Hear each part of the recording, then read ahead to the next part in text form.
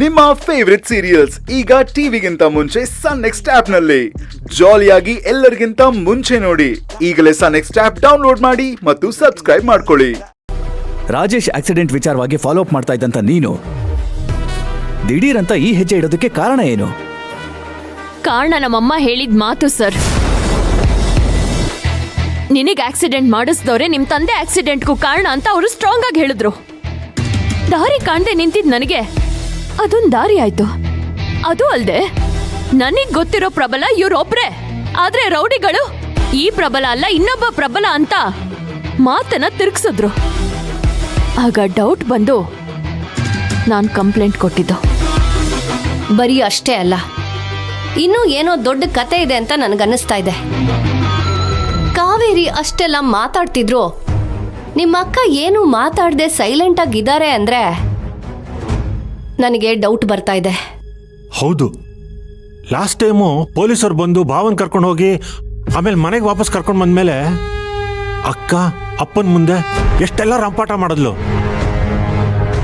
ಆದ್ರೆ ಇವತ್ತು ಸೈಲೆಂಟ್ ಆಗಿರೋದು ನೋಡಿದ್ರೆ ನನಗೂ ಯಾಕೋ ಅನುಮಾನ ಬರ್ತಾ ಇದೆ.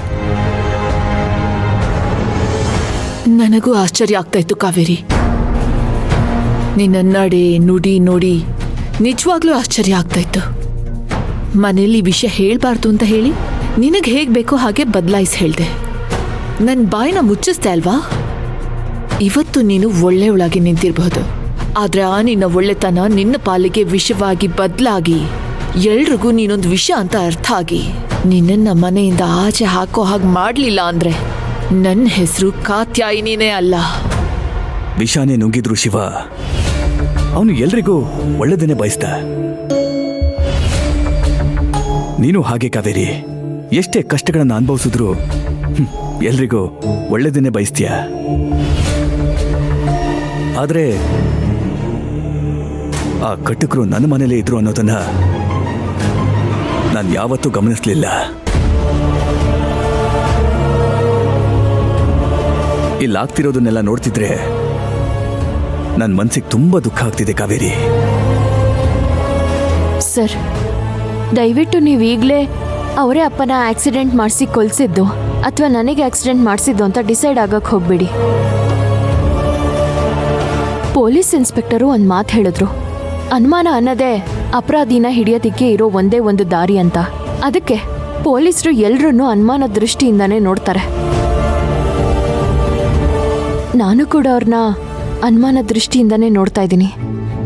ಅಪರಾಧ ಸಾಬೀತಾಗೋವರೆಗೂ ಅವರು ಆರೋಪಿ ಅನ್ನಿಸ್ಕೋತಾರೆ ಹೊರತು ಅವರು ಅಪರಾಧಿ ಆಗಲ್ಲ. ಅವ್ರ ಅಪರಾಧಿ ಆಗಿರಬಾರ್ದು ಅನ್ನೋದೇ ನನ್ನ ಉದ್ದೇಶ ಕೂಡ. ಯಾರ ಅಭಿಪ್ರಾಯ ಏನೇ ಆಗಿರ್ಲಿ, ನಾವು ಮಾತ್ರ ಎರಡು ಕಡೆ ಇರೋದೇ ಒಳ್ಳೇದು. ಯಾರ ವಿರೋಧನೂ ನಾವು ಕಟ್ಕೊಳ್ಳೋದು ಬೇಡ. ಇಬ್ಬರ ಜಗಳ ಮೂರನೇವ್ರಿಗೆ ಲಾಭ ಅನ್ನೋ ಹಾಗೆ ನಿಮ್ಮ ಅಕ್ಕ ಮತ್ತೆ ಕಾವೇರಿ ಜಗಳದಲ್ಲಿ ಒಬ್ರು ಸೋಲ್ತಾರೆ, ಒಬ್ರು ಗೆಲ್ತಾರೆ. ಆ ಗೆದ್ದವ್ರನ್ನ ನಾವು ಗೆಲ್ಲೋಣ. ಸುನಾಮಿ ಬಂದು ಮನೆನೇ ಹೊತ್ಕೊಂಡು ಹೋದ್ರು ಆ ಮನೆ ಹೆಂಡತಿಗೆ ಒಡವೆ ಚಿಂತೆ ಅಂತೆ. ಹಾಗೆ ನಿನಗೆ ಯಾರಿಗೆ ಏನೇ ಆದ್ರೂ ಕಂಪನಿ CEO ಇಷ್ಟೇ ಅಲ್ವಾ?